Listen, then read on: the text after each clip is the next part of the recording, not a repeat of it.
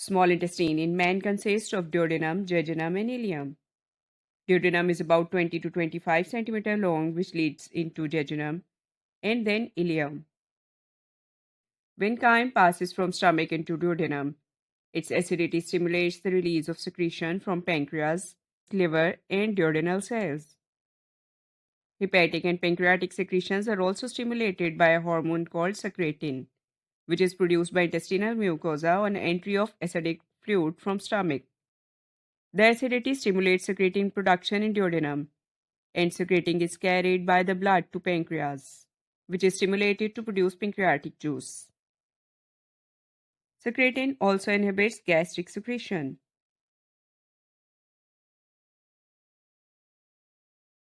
Pancreas is a large gland whose exocrine tissues secrete a juice that flows through the pancreatic duct into duodenum. Included in this juice are enzymes that digest all principal components of the food. These are carbohydrates, fats, and proteins.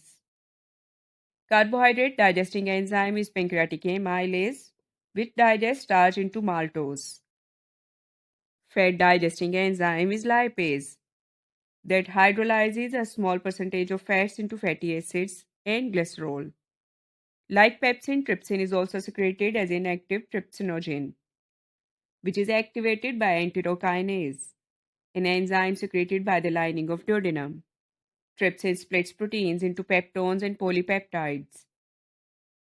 Pancreatic juice also contains sodium bicarbonate, which partly neutralizes the chyme coming from the stomach. This is necessary because enzymes of the pancreas do not work well in acidic conditions.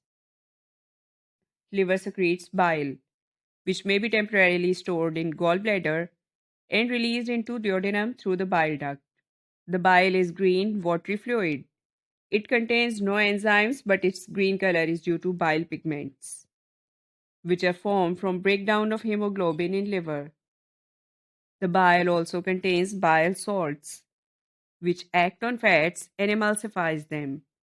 It means that they break up into smaller globules, which are then easily digested by water-soluble lipase. If bile pigments are prevented from leaving digestive tract, they may accumulate in blood, causing a condition known as jaundice. Cholesterol secreted by liver may participate in gallbladder to produce gallstones, which may block the release of bile. Jejunum is the second portion of the small intestine extending from duodenum to ileum. It's about 2.5 meter in length, comprising about 2/5 of the small intestine. Lower 3/5 of the small intestine from jejunum is the ileum. The food which escapes undigested from the duodenum is commonly digested in jejunum by a group of enzymes contained in the intestinal juice. Nearly all absorption of the products of digestion takes place in the ileum.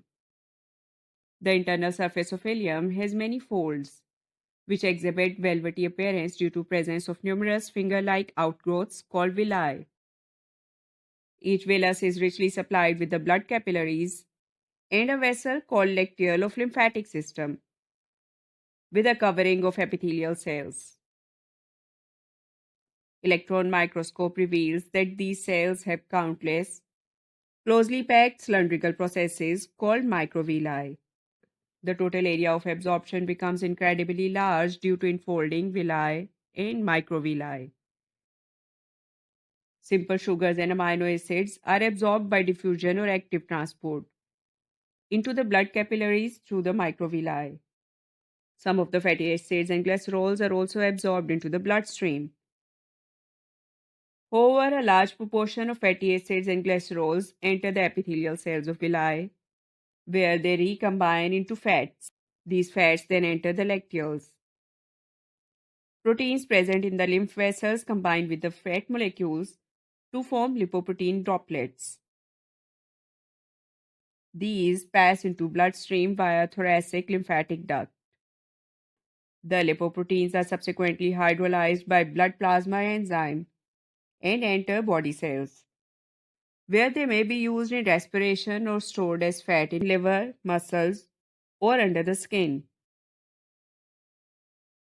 The intestinal contents are pushed along the alimentary canal by the normal peristaltic activity. At the end of ileum, there is an ileocolic sphincter that opens and closes time to time to allow small amount of residue from ileum to enter the large intestine. The large intestine is composed of cecum, colon, and rectum. Cecum is the blind sac that projects from the large intestine between ileum and colon. From the blind end of the cecum, there arises a finger-like projection called appendix.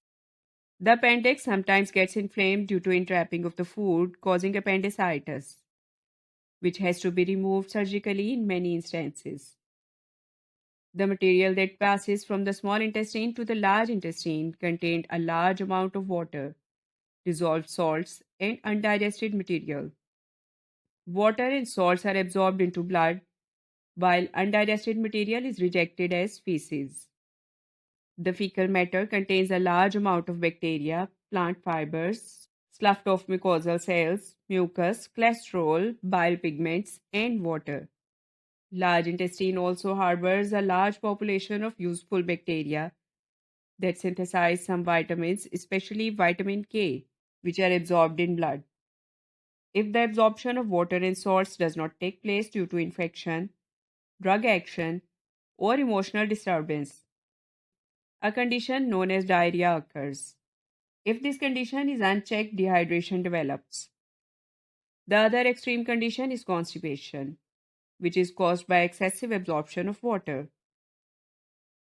Rectum is the last part of large intestine, where feces are temporarily stored and rejected through anus at intervals. Anus is surrounded by two sphincters. The internal is of smooth and outer of striped muscles. Under normal conditions, a rectum is filled up with the feces. It gives rise to defecation reflex. This reflex can be consciously inhibited in individuals other than infants. Gradually, the child learns to bring this reflex under control.